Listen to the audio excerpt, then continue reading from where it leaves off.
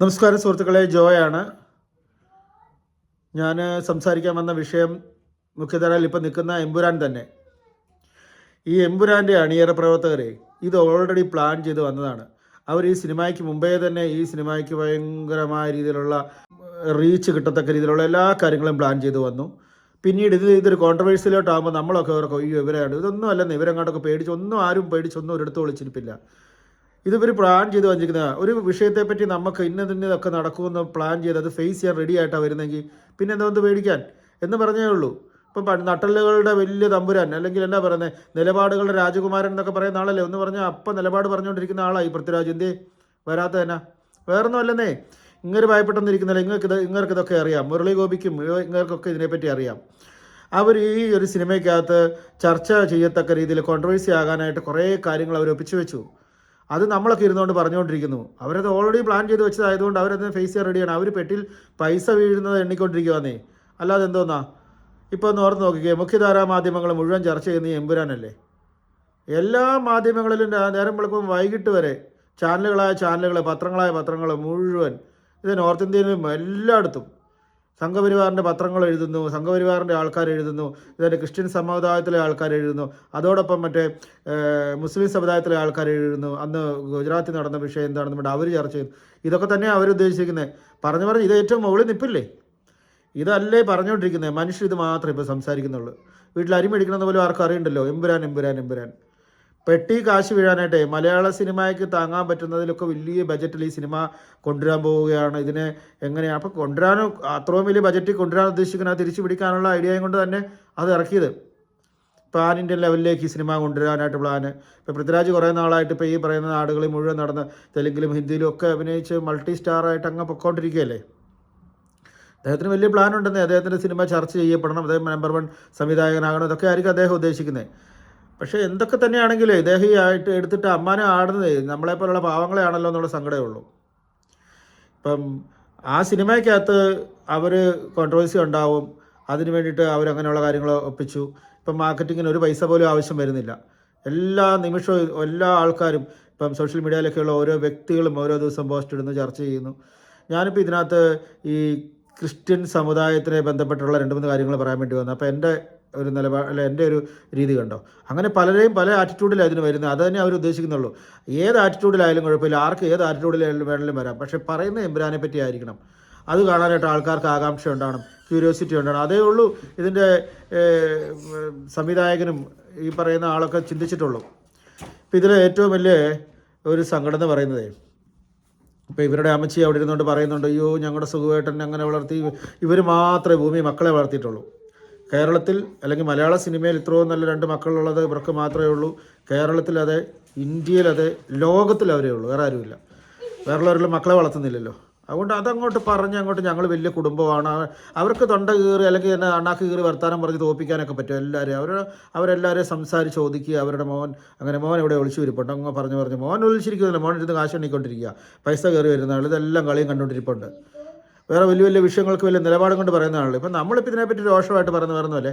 ഈ ലൂസിഫർ എന്ന് പറഞ്ഞ സിനിമ നമ്മളൊന്ന് കാണുമ്പോൾ തന്നെ നമ്മൾ ചിന്തിച്ചായിരുന്നേ, ഈ ഒരു വിശ്വാസി എന്ന നിലയിൽ വിശ്വാസികളായ മനുഷ്യർക്കറിയാം ലൂസിഫർ ആരാണെന്നുള്ളത്.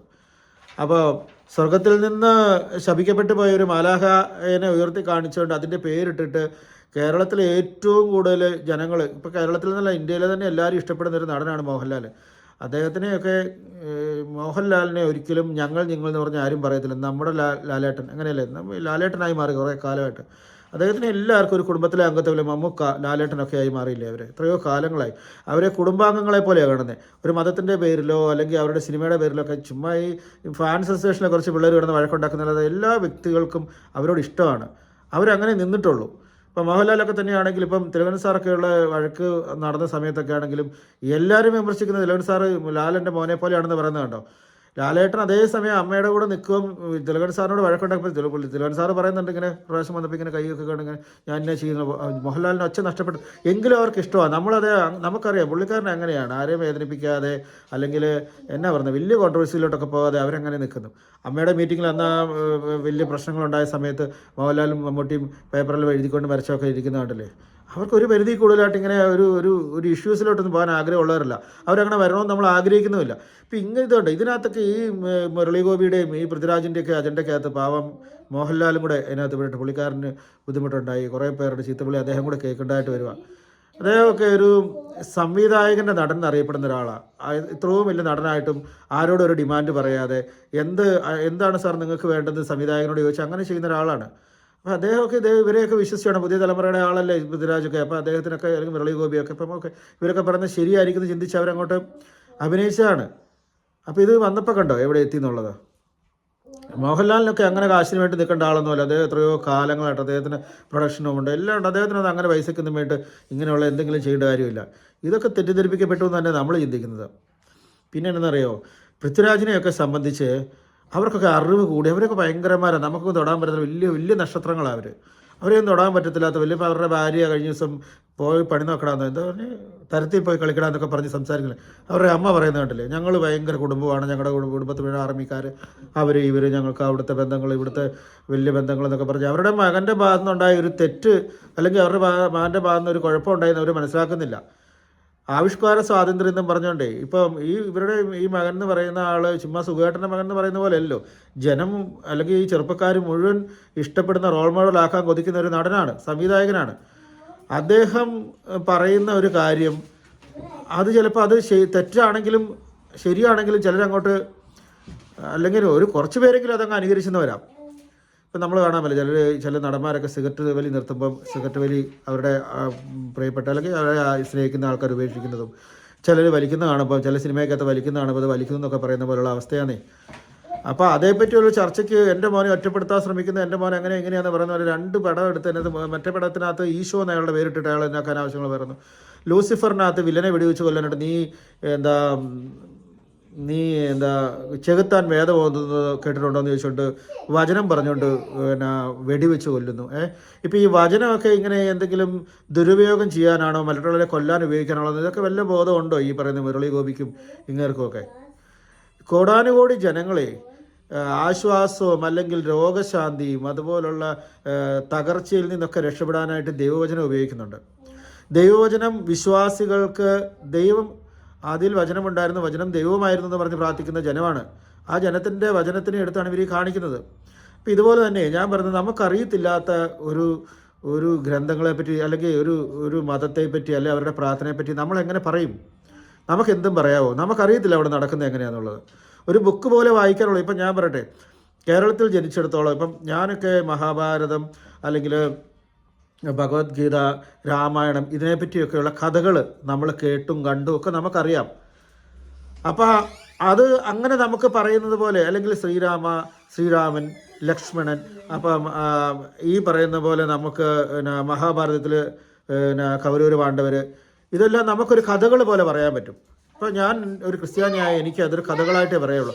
പക്ഷേ അതൊരു പ്രാർത്ഥനാ രീതിയിലോട്ട് ഇപ്പോൾ അതിൻ്റെ ശ്ലോകമായിട്ടും അല്ലെങ്കിൽ ഈ പറയുന്ന മഹാഭാരതത്തിൽ, രാമായണത്തിൽ, ഇപ്പം രാമനെയൊക്കെ നമ്മുടെ ഇന്ത്യയിൽ ഏറ്റവും ടോപ്പ് രീതിയിൽ അവരുടെ മതപരമായിട്ട് അവർ ആരാധിക്കുന്ന ഒരാളാണ്. അപ്പം നമുക്ക് ചുമ്മാ അതിനെപ്പറ്റിയൊക്കെ എടുത്ത് പറയാൻ പറ്റത്തില്ല. ഇതുപോലെ തന്നെയാണ് ഖുറാനെ സംബന്ധിച്ച്. പരിശുദ്ധ ഖുറാനകത്ത് പറയുന്ന കാര്യങ്ങളെല്ലാം നമുക്ക് ചുമ്മാ എവിടെയും ഇരുന്ന് പറയാൻ പറ്റുന്ന കാര്യങ്ങളല്ലത്.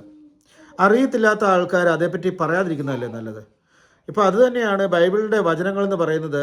ഈ വചനങ്ങൾ ഇപ്പം നിങ്ങൾ കണ്ടു നോക്ക്, എത്രയോ ജനങ്ങൾ ഇപ്പം എല്ലായിടത്തും കാണാൻ പറ്റുന്നുള്ളൂ. ജനങ്ങൾ ഈ വചനം വെച്ച് പ്രാർത്ഥിക്കുന്നതും ആരാധിക്കുന്നതും അല്ലെങ്കിൽ അങ്ങനെ കുരിശിനെയൊക്കെ കുരിശിൻ്റെയൊക്കെ വില എന്താണെന്നും ഞാൻ അറിയത്തില്ലാത്ത ആളുകൾ പറഞ്ഞു, ഈ കർത്താവിനെ ഈ കുരിശയിലിട്ട് അടിച്ചതല്ലേ കൊന്നു, പിന്നെ എന്തിനാ ഈ കർത്താവിൻ്റെ കുരിശ് വിമാർ ഇത്ര ചുമന്നോട്, ഇങ്ങനെയൊക്കെ ആൾക്കാർ ചർച്ച. അതായത് ഇതിനെപ്പറ്റി അറിയത്തില്ലാത്ത പുറത്തു നിന്ന് നിൽക്കുന്ന ആൾക്കാർ എന്തും പറയുകയാണ്.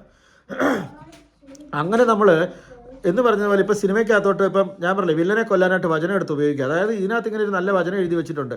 അപ്പോൾ ഈ ബൈബിൾ എടുത്ത് വായിച്ച് നോക്കുമ്പം അതിനകത്ത് കിട്ടിയിരിക്കുന്ന കുറേ കാര്യങ്ങളൊക്കെ എടുത്ത് നോക്കിയിട്ട് ഇത് പറഞ്ഞിരിക്കുന്നത് നല്ല രസമുണ്ട്, ഇത് നമുക്ക് വില്ലന് വേണ്ടി ഉപയോഗിക്കാം, ഇത് നമുക്ക് മറ്റുള്ള ആൾക്കാർക്ക് വേണ്ടിയിട്ട്. ഇപ്പം പാലായി വന്നിട്ട് വേറൊരു പടം ഷൂട്ട് ചെയ്യുന്നു, കടുവ എന്ന് പറഞ്ഞ സിനിമ ഷൂട്ട് ചെയ്യുന്നു. അതിനകത്ത് ഈ പൃഥ്വിരാജ് ഇരുന്നുകൊണ്ട് മറ്റേ വില്ലനോട് പറയുന്നത്, നീ ഉപദ്യാവിൻ്റെ അധ്യായത്തിൽ നിന്നോടുള്ള കാര്യം എനിക്ക് പറയാനുണ്ടെന്ന് പറഞ്ഞിട്ട് അത് വില്ലനോട് പറഞ്ഞ ഡയലോഗാക്കി വെച്ചിരിക്കുക. അപ്പോൾ ഈ വചനങ്ങൾ മുഴുവൻ എന്തിനാണ് ഉള്ളതെന്നുള്ളത് ഇവർക്ക് അറിയത്തില്ലെങ്കിൽ ഇവരെതിനകത്ത് എടുത്ത് ഉപയോഗിക്കുന്നത്. അത് തന്നെയാണെന്നേ ഞാൻ പറഞ്ഞത്. നമുക്കറിയത്തില്ലാത്ത ഗ്രന്ഥങ്ങൾ ഇപ്പോൾ ഞാൻ ഞാൻ ഞാൻ ഒരു ചെറിയൊരു ഉദാഹരണം പറയണേ. എൻ്റെ നാട് പാലാക്കടുത്ത് ഒരു സ്ഥലമാണ്. അവിടെ ഞങ്ങളുടെ അവിടുത്തെ ഭഗവതി ക്ഷേത്രത്തിലേക്ക് ഗരുഡൻ തൂക്കമുണ്ട്. അപ്പോൾ നമ്മളൊക്കെ ഇത് കാണുന്നുണ്ട്, ഇതിൻ്റെ കൗതുകത്തോട് കിടമ്പോൾ ഞങ്ങളൊക്കെ ചെറുപ്പം മുതൽ ഇത് കാണുന്നുണ്ട്. അപ്പം ഇത് ഇങ്ങനെ ഗരുഡൻ തൂക്കം വരുമ്പോൾ ചെണ്ട കൊട്ടി, ഇത് ഭയങ്കര നേർച്ചയാണ് ദേവീക്ഷേത്രത്തിലേക്കുള്ളത്. അപ്പോൾ ഇതൊക്കെ നമുക്ക് അറിയാം. ഞങ്ങളവിടെ എല്ലാ മതവിഭാഗത്തിലുള്ളവരും അത് വരുമ്പോൾ വളരെ ബഹുമാനപൂർവ്വം അത് കാണുന്നൊക്കെ ഉണ്ട്. അപ്പോൾ ഈ കഴിഞ്ഞ പ്രാവശ്യം ചെന്നപ്പോൾ അവിടെ എനിക്ക് വളരെ വേണ്ടപ്പെട്ടൊരു ചേട്ടൻ ഇതേപ്പറ്റി എന്നോട് ചോദിച്ചു. ഞാൻ അത്ഭുതപ്പെട്ടു പോയി. കാരണം നമ്മൾ ചുമ്മാ ഒരു ഗരുഡൻ അങ്ങോട്ട് നിറച്ച് പോകുന്നു, തേരിലങ്ങ് പോകുന്നു പറയുന്ന പോലെയല്ല. അതിൻ്റെ പുറകിലുള്ള പ്രയത്നം എന്താണ്, അത് എന്തിൻ്റെ നേർച്ചയാണ്. അപ്പം അത് അത്രത്തോളം ആഴത്തിൽ അവർ ബഹുമാനിച്ച് പ്രാർത്ഥിക്കുന്ന കാര്യങ്ങളാണ്. ഓരോന്നിനും ഓരോരോ കാര്യങ്ങളുണ്ട്. ഇപ്പം ഓരോ ശില വിഗ്രഹങ്ങൾ ഇതിനെയൊക്കെ കടന്നുവിടുന്നൊക്കെ പറഞ്ഞു പോകുന്നില്ല. അപ്പം ഞാൻ പറഞ്ഞേ, കഴിഞ്ഞ പ്രാവശ്യം ഞാൻ കാലങ്ങളോളം ഞാൻ അവിടെ താമസിച്ച് ഞങ്ങളുടെ മുന്നേ കൂടെ ഇങ്ങനെ ഗരുഡൻ പോകുന്നുണ്ട്. അപ്പോൾ ഇത് ഞാൻ കേട്ടപ്പം ഞാനിങ്ങനെ അത്ഭുതം കൂറി ഇത് കേട്ടുപോയി. കാരണം ഇത്രത്തോളം ഒരു ജനസമൂഹത്തിൻ്റെ ഏറ്റവും വലിയ വിശ്വാസമാണ് നടന്നുകൊണ്ടിരിക്കുന്നത്. അപ്പോൾ അതിൻ്റെ പുറകിലുള്ളതും അല്ലെ അതിനകത്ത് അവർ അത് നേർച്ച നേരുന്ന ആളുകൾ ആഗ്രഹിക്കുന്നതും അല്ലെ അവർ പ്രാർത്ഥിക്കുന്നതും ഒക്കെ ആയിട്ട് കുറേ കാര്യങ്ങൾ അദ്ദേഹം പറഞ്ഞു തരിക. അപ്പം നമുക്കറിയത്തില്ലായിരുന്നു, നമ്മൾ കേൾക്കുവാണ്. അറിയത്തില്ലാതെ ഞാനത് ചുമ്മാ ഒരു കലാരൂപം എന്ന് പറയാൻ പാടുണ്ടോ? അപ്പോൾ ഞാൻ ഓർക്കാണ്, ഞാനതൊക്കെ ഇങ്ങനെ ഞങ്ങളൊക്കെ അത് കാണുമ്പം സത്യം പറഞ്ഞാൽ ഇങ്ങനെ ക്ഷേത്രത്തിലോട്ടുള്ള നേർച്ചയാണെന്നറിയാം. പക്ഷെ അതിനപ്പുറത്തേക്ക് നമുക്കറിയത്തില്ലെങ്കിൽ അതിൻ്റെ ഒരു കൗതുകമാണ് നമുക്കുള്ളത്. പക്ഷേ ഇനി നമ്മളത് കാണുമ്പോൾ കൗതുകമല്ല വരുന്നത്, അല്ലൊരു കലാരൂപം പോലെ അല്ല കാണുന്നത്. നമുക്കതിനെ വളരെ ആഴത്തിൽ തന്നെ അതിനെ ബഹുമാനത്തോടു കൂടി അല്ലെങ്കിൽ ഭക്തിയോടു കൂടി നമ്മൾ കാണാൻ ശ്രമിക്കും. എന്ന് പറഞ്ഞ പോലെയാണ് മുരളി ഗോപിയും പൃഥ്വിരാജും കൂടി ഇരുന്നിട്ട് വചനം ബൈബിൾ എടുത്ത് വെച്ച് ഇങ്ങനെ തപ്പിയിട്ട് ഇതുപോലുള്ള ഡയലോഗുകൾ എഴുതി വെച്ചുകൊണ്ടിരിക്കുകയാണ് സിനിമയ്ക്കകത്ത് വില്ലനെ കൊല്ലാനൊക്കെ ആയിട്ട്. ഇവർക്ക് ഈ പൈസ ഉണ്ടാക്കാനായിട്ട്. ഇതുപോലെ ഇവർ ഈ പറയുന്ന പോലെ ഇന്നത്തെ കാലഘട്ടമേ പിള്ളേർ ഭയങ്കര പ്രശ്നത്തിലോട്ട് പോകുന്നു. നമ്മുടെ കുഞ്ഞുങ്ങൾക്ക് വിഷയങ്ങളുണ്ടാകുന്നു, മയക്കുമരുന്നിന് അടിമയാകുന്നു, അങ്ങനെ ഇങ്ങനെയാണെന്ന് പറഞ്ഞുകൊണ്ട് ഒരു സമൂഹത്തിനെ ഉയർത്തിയെടുക്കാനായിട്ട് എല്ലാവരും ശ്രമിക്കുന്നിടത്ത് ഇതുപോലെ പിന്നെ ചെറുപ്പക്കാർ ആരാധിക്കുന്ന ഈ പൃഥ്വിരാജൊക്കെ ഈ പറയുന്ന സാത്താനെ ഉയർത്തി കാണിക്കുന്ന പോലെ സിനിമ എടുത്താൽ എന്താ ഇതിൻ്റെയൊക്കെ അർത്ഥം? സാത്താനിക് വേർഷൻ്റെ രീതിയിൽ, സാത്താൻ ആരാധനയുടെ രീതിയിലോട്ട് ദൈവപുത്രന് തെറ്റു വന്നാൽ സാത്താൻ ഉയർന്നു വരും എന്നൊക്കെയാണ് പറഞ്ഞു വരുന്നത്. ദൈവപുത്രൻ എന്ന് പറയുന്നത് ഒരു മതത്തിലും ആരെ പറ്റിയും പറയുന്നില്ല. അത് ക്രിസ്ത്യാനി ആളുകൾ മാത്രമേ പറയുന്നുള്ളൂ. ദൈവപുത്രൻ യേശു എന്നേ പറയുന്നുള്ളൂ. യേശു ക്രിസ്തുവിനെ ദൈവപുത്രൻ എന്ന് പറയുന്നത്. അദ്ദേഹത്തിന് തെറ്റ് പറ്റി കഴിഞ്ഞാൽ പിന്നെ ഇതൊക്കെ ഇവർക്ക് പറഞ്ഞു കൊടുത്തത്, ഇവർക്ക് എവിടെ നിന്ന് കിട്ടിയ കാര്യമാണെന്ന് അറിയത്തില്ല. ഇതാണോ ഒരു പുതിയ തലമുറയിലോട്ട് പകർന്നു കൊടുക്കുന്നത്? ഒരു കാര്യം സത്യമായിട്ടോ, സിനിമയായിട്ടെന്ന് കാണണം നിങ്ങൾ പറയുമ്പോഴും ആവിഷ്കാര സ്വാതന്ത്ര്യം എന്ന് പറയുമ്പോഴും ഉണ്ടല്ലോ, ആവിഷ്കാര സ്വാതന്ത്ര്യം എന്ന് പറയുമ്പോൾ നമുക്ക് എന്തും പറയാം, എന്തും ചെയ്യാമെന്നുള്ളതല്ല. ഇപ്പം ഞാൻ പറയട്ടെ, ഇപ്പോൾ ഈ പറയുന്ന നട്ടലിലുള്ള ഈ പറയുന്ന നിലപാടിൻ്റെ രാജകുമാരൻ്റെ പിതാവ് സുകുമാരൻ എന്ന് പറയുന്ന നടൻ ഉണ്ടായിരുന്നല്ലോ, ഇദ്ദേഹത്തിൻ്റെ ഫസ്റ്റ് ഫിലിം എന്ന് പറഞ്ഞാൽ അഭിനയിച്ചതല്ല, ഇദ്ദേഹം ആദ്യമായിട്ട് നിർമ്മിച്ച ഒരു സിനിമ എന്ന് പറയുന്നത് നമ്മുടെ KG ജോർജ് സാർ സംവിധാനം ചെയ്ത ഇരകളാണ്. നമ്മുടെ പുതിയ തലമുറയിൽ പിള്ളേർക്ക് അത് കാണാൻ പറ്റുമെങ്കിൽ നിങ്ങളത് കണ്ടു നോക്കും. നല്ല മെസ്സേജുള്ള സിനിമയാണ്. അപ്പോൾ ഈ പറയുന്ന ആ സിനിമയ്ക്കകത്ത് ഒരു കുടുംബം, സമ്പന്നരായ കുടുംബത്തിലുണ്ടാകുന്ന തകർച്ചയാണ് കാണിക്കുന്നത്. അതിനകത്തൊരു വൈദികനുണ്ട്, ഒരു ബിഷപ്പുണ്ട്. അദ്ദേഹം ആ കുടുംബത്ത് വന്ന് നിരന്തരം പറഞ്ഞുകൊണ്ടിരിക്കുന്നത്, നിങ്ങൾ ഈ പോക്ക് ശരിയല്ല കേട്ടോ, ഈ കുടുംബം ഇങ്ങനെ പോകരുത്, ഇങ്ങനെ പ്രാർത്ഥന ഇല്ലാതെ പള്ളി പോക്കില്ലാതെ പ്രാർത്ഥന ഇല്ലാതെ പോയി ശരിയാകത്തില്ല എന്ന് പറയുന്ന ഒരു മെസ്സേജൊക്കെ കൊടുക്കുന്നുണ്ട്. അപ്പോൾ അദ്ദേഹത്തിൻ്റെ പിതാവൊക്കെ എടുത്ത സിനിമ അങ്ങനത്തെ, അതായത് എന്നാ പറഞ്ഞേ, പ്രാർത്ഥനയെ പറ്റിയും അല്ലെ ദൈവവിചാരത്തെ പറ്റിയൊക്കെ ഉള്ള മെസ്സേജ് കൊടുക്കുന്ന സിനിമ എടുത്തെടുത്താണ് മകൻ പൃഥ്വിരാജ് സുകുമാരൻ വന്നിട്ട് ഇതുപോലുള്ള കാര്യങ്ങൾ എഴുതിയെടുക്കുന്നത്. ഈ പറയുന്ന ബ്ലാക്ക് കളറും അതും ഇതും ഒക്കെ ഇട്ടിട്ട് ഇതിൻ്റെ സിമ്പലും അതിലെ കുരിശ് താഴോട്ട് വീഴുന്നതും ഇതൊക്കെ എന്താണ്? ഇതിപ്പം ഞാൻ പറഞ്ഞു, ഞങ്ങളൊക്കെ സാധാരണ സാധുക്കളായ മനുഷ്യരാണെന്നേ, ഞങ്ങൾക്ക് ഈ പറഞ്ഞ പോലെ ആക്രമിക്കാനോ അക്രമം ചെയ്യാനോ ഒന്നും പറ്റത്തില്ല. ഞങ്ങൾ സങ്കടപ്പെട്ടത് കാണും, ഞങ്ങൾ പ്രാർത്ഥിക്കാനേ ഞങ്ങൾക്ക് കഴിയുള്ളൂ.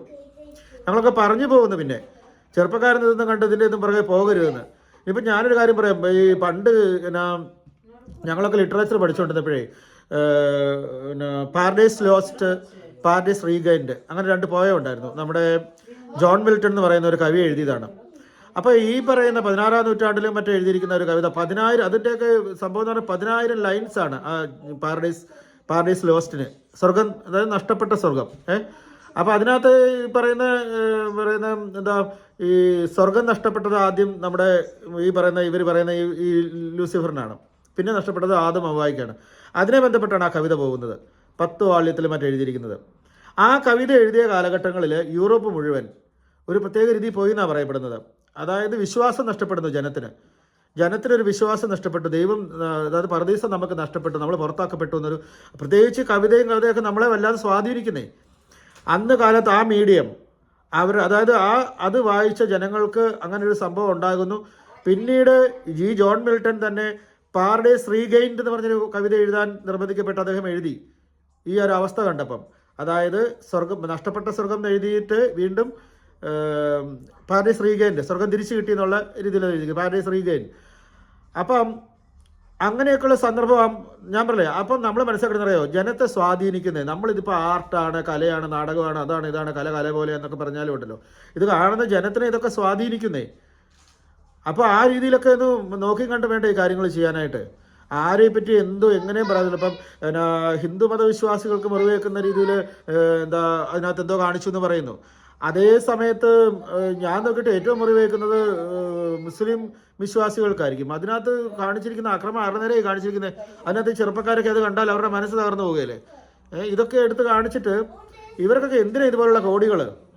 ഞാൻ പറയുന്നത് ചെറുപ്പക്കാരൊക്കെ നമുക്ക് ഇവരുടെ ഈ പറയുന്ന പൃഥ്വിരാജിനെ ഒന്നും നിങ്ങളെടുത്ത് ഇതുകൊണ്ട് നടക്കരുത്. നിങ്ങൾ നമ്മുടെ KG ജോർജ് സാറിൻ്റെ സിനിമകൾ എടുത്ത് കാണുക, നമ്മുടെ പത്മരാജൻ സാറിൻ്റെ സിനിമകൾ എടുത്ത് കാണുക. അത് ബൈബിൾ വചനം എഴുതിയിരിക്കുന്നത് നല്ല സ്വീറ്റ് വചനം എഴുതിയിരിക്കുന്ന പത്മരാജൻ സാറിൻ്റെ വചനം എഴുതിയിരിക്കുന്ന സിനിമ ഞങ്ങൾ പറഞ്ഞു തരാമല്ലോ. നമുക്ക് എക്കാലത്തും മലയാള സിനിമ ഉള്ളിടത്തോളം കാലഘട്ടം ഒരിക്കലും ആരും മറക്കാനോ മാറ്റിവെക്കാനോ പറ്റില്ലാത്ത ഒരു സിനിമയാണ് നമുക്ക് പാർക്കാൻ മുന്തിരിത്തോപ്പുകൾ. അതിനകത്തെ വചനം നമ്മുടെ ഈ ലാലേട്ടനാണ് പറയുന്നത്. എന്ത് സ്വീറ്റാ, അത്രയും നല്ലൊരു പ്രേമം ആരോടാ പറഞ്ഞിട്ടുള്ള. പിന്നീട് സിനിമ കണ്ടിട്ടില്ലല്ലോ അങ്ങനെ ഒരു. നമ്മുടെ ഷാരി എന്ന് പറഞ്ഞ നായിക കഥാപാത്രത്തോട് മോഹൻലാൽ പറഞ്ഞത്, അതിരാവിലെ നമുക്ക് എണീറ്റ് മുന്തിരിത്തോപ്പുകളിലേക്ക് പോകാം, മുന്തിരിവള്ളികൾ തളിർത്തോ മാതകള നാരകം പൂത്തോ എന്ന് നോക്കാം, അവിടെ വെച്ച് നിനക്ക് ഞാൻ എൻ്റെ പ്രേമം തരും, അങ്ങനെ എന്താ പറയുക, ഉത്തമഗീതമാണത്. അതും വചനമാ. എന്ത് സ്വീറ്റ്. എത്രയോ കാലഘട്ടം ജനങ്ങളത്, എത്രയോ പ്രണയിനികൾക്ക്, കാമുകന്മാർ അവരുടെ പ്രണയികൾക്ക് ഇത് എഴുതി കൊടുത്തുകൊണ്ടിരുന്നു. അങ്ങനെയൊക്കെയുള്ള നല്ല നല്ല പപ്പേട്ടൻ്റെ പത്മരാജൻ സാറിൻ്റെയൊക്കെ സിനിമകൾ എടുത്ത് കാണുന്നേ, എല്ലാം ഡിഫറെൻറ്റ് സിനിമകളാണെന്നേ. ഈ പറയുന്ന ഇമാജിനേഷനാണെന്നേ. അല്ലാതെ ഇവർ ഈ പറയുന്നത് പോലെ ഈ പഴയ വാർത്തകളും അതും ഇതൊന്നും എടുത്തൊന്നുമല്ല അവരും സിനിമ ചെയ്തിരിക്കുന്നത്. KG ജോർജ് സാറിൻ്റെ സിനിമകളുണ്ട്, ഡിഫറെൻറ്റ് സിനിമകളെല്ലാം, എല്ലാത്തിനും ഒന്നിൽ നിന്ന് ഒന്ന് വ്യത്യസ്തമാണ്. ഇതിപ്പോൾ ഒരെണ്ണം പിന്നെ ലൂസിഫറിന് രണ്ടാമത് ഇത് പിന്നെ സീരിയൽ ഇറക്കുന്ന പോലെ ഒന്നുമല്ല അവരൊന്നും ഇറക്കിയിരിക്കുന്നത്. അവരൊക്കെ സിനിമ ഇറക്കിയിരിക്കുന്നത് അവർക്കൊക്കെ സർഗാത്മകത എന്നൊക്കെ പറയുന്ന അതൊക്കെ അവർക്കൊക്കെ ഉള്ളൂ. ഇങ്ങനെയൊക്കെ കോടികളും മുടക്കി ഇത്രയും കോടികളും ടെക്നിക്കും ഒന്നുമില്ലാത്ത കാലഘട്ടത്തിൽ അവർക്കൊക്കെ അത് ചെയ്യാൻ പറ്റിയിട്ടുണ്ട്. അപ്പം നമ്മളിപ്പോൾ ഇത് ഇത്രയും ഒരു ഇഷ്ടക്കേടുകൾ കൊണ്ട് വന്ന് പറഞ്ഞിട്ടുണ്ടല്ലോ, ഇത്രയും ദിവസം നമ്മളൊക്കെ മിണ്ടായിരിക്കും. പിന്നെ ഞാൻ ഓർത്ത് നമ്മൾ എന്തിനും മിണ്ടാതിരിക്കണം. ഈ മനുഷ്യൻ എങ്ങോട്ടാണ് ജനസമൂഹത്തെ കൊണ്ടുപോകുന്നത്. മുരളീഗോപിയൊക്കെ എന്താ ഇങ്ങനെ കാണിക്കുന്ന പറഞ്ഞില്ല, വലിയ ബുദ്ധിജീവിയായിട്ട് ഇങ്ങനെ ഇരിക്കുക, ഭയങ്കര ബുദ്ധിജീവിയാണ്. മുരളീഗോപി എന്ന് പറഞ്ഞ ഇദ്ദേഹത്തിൻ്റെ പിതാവ് ഭരത് ഗോപി സാറിൻ്റെ സിനിമയൊക്കെ പഴയ നമ്മുടെ പുതിയ തലമുറയിലെ പിള്ളേരൊക്കെ കാണുക. ഇദ്ദേഹം മെലിഞ്ഞ് കഷ്ണിത്തലയൊക്കെ ആയിട്ട് നിൽക്കുന്ന ഒരു അത്ര വലിയ ആകാരഭംഗി ഇല്ലാത്തൊരു മനുഷ്യനാണ്. പക്ഷേ അദ്ദേഹം ആ രൂപം വെച്ച് എത്ര ഡിഫറെൻറ്റ് വേഷങ്ങളാണ് നമുക്ക് മനസ്സിൽ നിന്ന് മാറില്ലാത്ത ഒരു അയ്യപ്പൻ എന്ന് പറഞ്ഞൊരു വില്ലൻ കഥാപാത്രമുണ്ട് ഈ KG ജോർജ് സാറിൻ്റെ ഒരു സിനിമയ്ക്കകത്ത്. KG ജോർജ് സാറിൻ്റെ തന്നെ ഒരു സിനിമയ്ക്കകത്ത് കോമഡിയനായിട്ടുണ്ട്. നമ്മുടെ പഞ്ചവടി പാലമാണോ അങ്ങനെ കണ്ടോ സിനിമയുടെ പേര്. മറ്റേത് അയ്യപ്പൻ, മറ്റേ തബലിസ്റ്റ് അയ്യപ്പന്. അങ്ങനെ എത്രയോ സിനിമകളുണ്ട്. അതുപോലെ നമ്മുടെ സിനിമാ നടനായിട്ട്, സിനിമാ ഡയറക്ടറായിട്ട് ബാലു മഹേന്ദ്രയായിട്ട് അഭിനയിച്ചിട്ടുണ്ടല്ലോ ഒരു സിനിമ, ലേഖയുടെ മരണം, ഫ്ലാഷ് ബാക്ക്, അങ്ങനെയൊക്കെ എത്രയോ സിനിമയ്ക്കകത്ത് അദ്ദേഹം ഇങ്ങനെ അഭിനയിച്ചിട്ടുണ്ട്. അപ്പം ഞാൻ പറഞ്ഞത് അങ്ങനെയൊക്കെ നമുക്ക് ഭയങ്കര ഇഷ്ടം. അപ്പോൾ അദ്ദേഹത്തിൻ്റെയൊക്കെ മകൻ എന്ന് പറയുമ്പോൾ നമുക്ക് വലിയ പ്രതീക്ഷയായി മുരളി ഗോപിനെ പറ്റിയൊക്കെ. മുരളി ഗോപിക്കൊക്കെ പിന്നെ ആരെയും ഒരു ഭയമില്ല, ആവിഷ്കാര സ്വാതന്ത്ര്യം എന്ന് പറഞ്ഞാൽ എന്തും. ഇപ്പോൾ കേരളം ഭരിക്കുന്ന മുഖ്യമന്ത്രി സഹാ പിണറായി വിജയനെ പോലെ തന്നെ പ്ലാൻ ചെയ്തുകൊണ്ടൊരു സിനിമ ഇറക്കി, ലെഫ്റ്റ് ലെഫ്റ്റ് എന്ന് പറഞ്ഞ സിനിമയ്ക്കകത്ത് ഇറക്കിയിട്ട് അതിനകത്ത് പാർട്ടി സമ്മേളനം നടക്കുമ്പം അങ്ങനെ കൊല്ലുന്നതായിട്ടൊക്കെ കാണിച്ചുകൊണ്ട് ഇദ്ദേഹം എഴുതിയിട്ടുണ്ടായിരുന്നു. ഇദ്ദേഹത്തിനൊക്കെ ഭയങ്കര ചുണയാണ് എന്തുകൊണ്ടല്ലേ ആവിഷ്കാര സ്വാതന്ത്ര്യം. എനിക്ക് പേന ചലിപ്പിക്കാൻ പറ്റത്തില്ലെന്നല്ലേ പറയുന്നത്. ഞാൻ പറഞ്ഞത് ഈ തലമുറയ്ക്ക് ഗുണമുള്ള ഒരു കാര്യമല്ലോ ചെയ്യുന്നത്. ബോംബേറും തല്ലിക്കൊല്ലലും അതുപോലെ എല്ലാം എഴുതി ഈ ലൂസിഫർ ഉയർന്നു വരുന്നതായിട്ടാണ് കാണിക്കുന്നവർ. ഈ സാത്താനിക് ആരാധന എന്ന് പറഞ്ഞുകൊണ്ട് ജനം പേടിക്കുന്നത്. ചെറുപ്പക്കാരെ മുഴുവൻ മാതാപിതാക്കൾ ഭയന്നിരിക്കുകയാണ്. എന്തായി സംഭവിക്കുന്നവർ, എങ്ങോട്ടാണ് പോകുന്നത്, എന്താ സംഭവം എന്നൊക്കെ ഓർത്തുകൊണ്ടിരിക്കുമ്പോൾ ഇത് ഇത്രയും ആരാധിക്കുന്ന ആൾക്കാർ ഇങ്ങനെ നിന്നുകൊണ്ട് പറഞ്ഞാൽ എന്താ ചെയ്യുന്നത്? വലിയ റോൾ മോഡലായിട്ട് നിൽക്കുന്നത് ലാലേട്ടനൊക്കെ ഇതിനകത്ത് പാവമാണ്. അദ്ദേഹമൊക്കെ അങ്ങനെ ഒരു എന്നാ പറയുന്നത് സംവിധായകൻ്റെ നടനാണ് അദ്ദേഹം. നമ്മൾ കാലങ്ങളായിട്ട് കാണുന്ന ഒരാളല്ലേ മമ്മൂക്ക, ലാലേട്ടനൊക്കെ. അവരൊക്കെ നമുക്കറിയാവുന്നവർ. അവരെ ഇന്നും ഇത്രയും കാലമായിട്ട് അവർക്ക് തെറ്റുപറ്റില്ല. പിന്നെ ഇവരൊക്കെ വലിയ മറ്റേ നടൻ സുകുമാരൻ്റെ മോൻ, എന്നാ പറയുന്നത് ഭരത് ഗോപിയുടെ മോനൊക്കെ വലിയ ബുദ്ധിജീവികൾ വന്നപ്പോൾ അദ്ദേഹം ഓർത്ത് കാണുമായിരിക്കും. അല്ലാതെ അദ്ദേഹത്തിന് ഒന്നും ഒരു തെറ്റും ഇതിനകത്ത് തോന്നുന്നില്ല. എങ്കിലും നമ്മളിതേ പറയുന്നുള്ളൂ, എൻ്റെ പൊന്നു പൃഥ്വിരാജേ, ഈ പറയുന്ന വചനമൊക്കെ ഞങ്ങൾ ഞങ്ങളുടെ ആത്മാവ് നിറയുന്നത് അതുകൊണ്ടാണ്, ഞങ്ങളുടെ ജീവിതം മുന്നോട്ട് പോകുന്നത് അതുകൊണ്ടാണ്. അത് നിങ്ങളെടുത്ത് ഷൂട്ട് ചെയ്യാനും അനാവശ്യം പറയാനായിട്ട് നിങ്ങളുടെ വില്ലന്മാർക്ക് സംസാരിക്കാനായിട്ട് കൊടുക്കല്ലേ. അതുപോലെ ഞങ്ങൾ നിങ്ങൾ ഒന്നെങ്കിൽ നിങ്ങൾ വല്ല വചന ശുശ്രൂഷയിലും വന്ന് കുറേ നാൾ ഇരിക്കുക, അല്ലെങ്കിൽ നിങ്ങൾ എന്താണ് ഈ ക്രിസ്ത്യൻ മതം എന്നുള്ളത് പഠിക്കുക, എന്താണ് കുരിശ് കൊണ്ട് ഉദ്ദേശിക്കുന്നതെന്നും കുരിശ് എന്തുകൊണ്ടാണ് ഞങ്ങൾ ബഹുമാനിക്കുന്നത് എന്നുള്ളത് നിങ്ങൾ പഠിക്കുക. അതൊന്നുമല്ല നിങ്ങൾ കുരിശ് എന്തെങ്കിലും കാര്യം കുരിശ് കണ്ടിട്ട് കുരിശ് ഭയങ്കര ഡാർക്ക് രീതിയിൽ കാണിക്കുക, കുരിശെന്ന് പറയുമ്പോഴേക്ക് സാത്താനെ ഓർമ്മിപ്പിക്കുന്ന രീതിയിലോട്ട് കാണിക്കുക. ഇതൊന്നും അല്ല ഇതിനകത്തെ കാര്യങ്ങൾ. നിങ്ങൾക്ക് മനസ്സിലാവാത്ത കാര്യങ്ങളാണുള്ളത്. എല്ലാ മതത്തിനും അങ്ങനെ തന്നെ ആയിരിക്കാം. അതിൻ്റെ പ്രാർത്ഥനയിലോട്ട് വരുമ്പോൾ അത് വേറെ രീതിയാണ്. നമ്മൾ പുറത്തുനിന്ന് കാണുന്നതിൽ ഒരുപാടാണ്. ഈ ഒരു ക്രിസ്ത്യാനിയായിട്ട് ജനിച്ചവൻ പോലും കുറച്ച് നാൾ പ്രാർത്ഥനയോ കുറേ കുർബാനയ്ക്ക് പോയെന്നോ അല്ലെങ്കിൽ വചനം പ്രാർത്ഥിച്ചെന്ന് വെച്ചുകൊണ്ട് ഒന്നും അവന് മനസ്സിലാകാൻ പോകണമെന്നില്ല. എത്രയോ നാളുകൾ എടുത്തിട്ട് അവർക്കൊരു പരിശുദ്ധാത്മാഭിഷേകം കിട്ടിയെങ്കിൽ മാത്രമേ ഉള്ളൂ റിയലായിട്ട് ഈ വചനം കൊണ്ട് അവർക്ക് അനുഗ്രഹം കിട്ടുകയുള്ളൂ, കുർബാന അവർക്ക് എന്താണെന്ന് മനസ്സിലാവുള്ളൂ. അതിന് ഒരു ക്രിസ്ത്യാനിക്ക് കാലങ്ങളോളം എടുക്കും. അപ്പോഴാണ് പുറത്ത് നിൽക്കുന്ന നിങ്ങളൊക്കെ ഒന്നും അറിയത്തില്ലാത്തൊരു ഇതേപ്പറ്റി ഇങ്ങനെ സംസാരിക്കുന്നത്. ഏതും പറയാമെന്നുള്ളത്. എന്നതായാലും കാശ് ഇഷ്ടം പോലെ കിട്ടും. ഇതിപ്പോൾ ഞാൻ ഒന്നുകൂടെ പറഞ്ഞു നിർത്താം. നിങ്ങൾ എം മുകുന്ദൻ എന്ന് പറഞ്ഞ എഴുത്തുകാരനെ അറിയുമെന്ന് ഞാൻ വിശ്വസിക്കുന്നു. നമ്മുടെ മലയാളിയാണ്, ഇപ്പോഴും ഉണ്ടല്ലോ. എം മുകുന്ദൻ ഒരു കാലഘട്ടത്തിലേ നിങ്ങൾ അദ്ദേഹത്തിൻ്റെ പഴയ കഥകളൊക്കെ നോവലുകളൊക്കെ എടുത്ത് വായിക്കുമ്പോൾ മനസ്സിലാവും. ചെറുപ്പക്കാരൊക്കെ ഒരു വേറൊരു അവസ്ഥയിലോട്ട് പോകുമായിരുന്നു. അതായത് ഈ മയക്കുമരുന്ന് കഴിക്കുന്നത് നല്ലതാണെന്ന് ചിന്തിക്കത്തക്ക രീതിയിൽ ഒരു മയങ്ങി പോകുന്ന രീതിയിലുള്ള ഒരു സംഭവമൊക്കെ നടന്നു. ഒത്തിരി എടുത്ത് പറയുന്നില്ല, ഇതൊക്കെ നമ്മുടെ മേത്തോട്ട് ഇനി കയറിക്കൊണ്ട് വരും. അങ്ങനെയൊക്കെ അതായത് എം മുകുന്ദൻ്റെ ചെറുപ്പകാലത്ത് പുള്ളിക്കാരൻ ഇതൊക്കെ ശരിയെന്ന് പറഞ്ഞിട്ട് അങ്ങോട്ട് എഴുതിയിട്ടു. എന്തു പറ്റി? ഈ ഒരു 3-4 വർഷം മുമ്പ് ഞാൻ നോക്കിയപ്പോൾ എം മുകുന്ദൻ അമ്പലത്തിൽ പോകുന്നു. എങ്ങനെയുണ്ട്? പ്രായമായി. അപ്പോൾ പഴയ കാലത്ത് അപ്പോൾ അന്ന് എം മുകുന്ദൻ്റെ വാക്ക് കേട്ട് ഇതിൻ്റെയൊക്കെ പുറകെ പോയവരുടെ അവസ്ഥ എന്നായി എന്ന് പറഞ്ഞ പോലെ ഇരിക്കും ഈ പൃഥ്വിരാജ് ഇപ്പോൾ ചെറുപ്പമാണ്, ഭയങ്കര ലൂസിഫറാ ശരി മറ്റേതാ ശരി എന്നൊക്കെ പറഞ്ഞിട്ട് ഇതിൻ്റെ പുറകെ പോയിട്ട് ആരെങ്കിലും എന്തെങ്കിലും പറ്റിയ അവനെന്നാ പ്രശ്നം? കാശ് ഇഷ്ടം പോലെ ഉണ്ടാക്കും. കുറച്ച് കാലം കഴിയുമ്പോൾ ഇവരൊന്നെങ്കിൽ പള്ളിയിലോ അല്ലെങ്കിൽ എവിടെയെങ്കിലും അല്ലെങ്കിൽ അമ്പലത്തിലോ പോയി ഭജനയ്ക്ക് ഇരിക്കുകയോ പള്ളിയിലോട്ട് വന്ന് ചേരുകയൊക്കെ ചെയ്യുമായിരിക്കും. വലിയ നല്ലവരായിട്ട് മതം ശരിയാണെന്ന് കൊണ്ട് അവർ പോകും. ഇന്ന് ഇത് കൊള്ളത്തില്ലെന്ന് പറഞ്ഞിട്ട് അത് ആരെങ്കിലും അനുകരിച്ച് ആരെങ്കിലും നഷ്ടപ്പെട്ടവർക്ക് നഷ്ടപ്പെട്ടു. ഇവർക്കെന്നാ കുഴപ്പം? പെട്ടി കാശ് വീണോണ്ടിരിക്കുകയല്ലേ. സംസാരം നീണ്ടുപോയി കേട്ടോ, സോറി.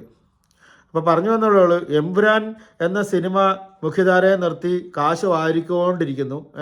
പാവപ്പെട്ട മനുഷ്യർ കുറേ പേര് തമ്മിൽ ഇതിനകത്ത് ആവശ്യമില്ലാത്ത സംസാരങ്ങളും ബഹളങ്ങളും നടന്നു. ഒരുപാട് പേര് അപമാനിക്കപ്പെട്ടു. ഇതിൻ്റെ ഒക്കെ അപ്പുറത്തേക്ക് ഇതിനകത്ത് ഭയങ്കര നെഗറ്റിവിറ്റി വരുത്തിക്കൊണ്ടിരിക്കുക. ഈ ക്രിസ്ത്യൻ സമുദായത്തെ വെച്ച് പറയുമ്പോൾ എനിക്കത് പറയാൻ പറ്റും. ഈ പറയുന്ന നമ്മുടെ ചിഹ്നങ്ങളെയും അല്ലെങ്കിൽ സിമ്പലുകളൊക്കെ മോശമായിട്ട് കാണുക, വചനത്തിനെ മോശമായിട്ട് പറയുക, ലൂസിഫറിനെ പൊക്കിയെടുത്ത് കാണിക്കുക. ഇങ്ങനത് എന്തറിഞ്ഞിട്ടാണ് ഇതൊക്കെ പറയുന്നത്? ഒരു കുർബാന എന്താണെന്നോ അല്ലെങ്കിൽ ക്രിസ്ത്യാനികളുടെ വചനം എന്താണെന്നോ ബൈബിൾ എന്താണെന്നോ കറക്റ്റ് അറിയത്തില്ല. അത് ബൈബിളിനെ ആഴ്ത്തി തൊടാതെ ഈ മുരളി ഗോപിക്ക് പേന കൊണ്ട് എഴുതാൻ അറിയാമെന്ന് പറഞ്ഞ് വചനം എടുത്തങ്ങ് എഴുതി വെക്കാതെ മനുഷ്യയാണ്. അതിനൊക്കെ വേറെ അർത്ഥങ്ങളുള്ളതാണ്. അതിൻ്റെയൊക്കെ വേറെയാണ് അതിൻ്റെ അഭിഷേകങ്ങളും കാര്യങ്ങളൊക്കെ. നിങ്ങൾക്ക് എങ്ങനെയല്ല എവിടെ ഇരുന്ന് പറയാനുള്ള കാര്യങ്ങളാണോ ഇതൊക്കെ? ശരി എന്നാൽ.